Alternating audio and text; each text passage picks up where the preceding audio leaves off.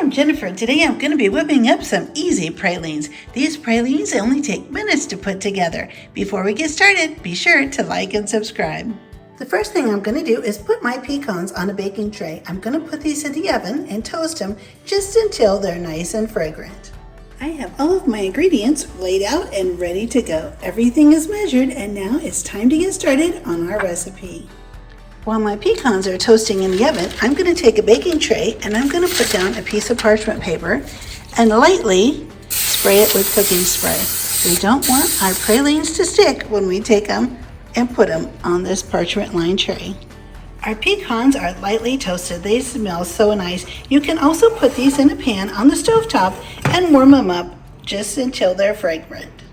My pecans are really large, so I'm going to cut them into some smaller pieces.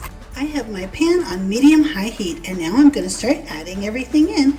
I'm going to add my white sugar, my brown sugar, my salt, the evaporated milk. I have my pan on medium-high heat. Now I'm going to let this come to a boil. As soon as it comes to a boil, I'm going to watch my clock for 3 minutes and 30 seconds. I'll have the full recipe listed below so that if you'd like to make these pralines yourself, you can easily find the recipe. Just click the More button below. I'm still stirring. Now I'm going to remove it from the heat and I'm going to go ahead and add my butter, my pecans, and my extract and bourbon. I'm going to whip this with a wooden spoon 40 to 50 strokes.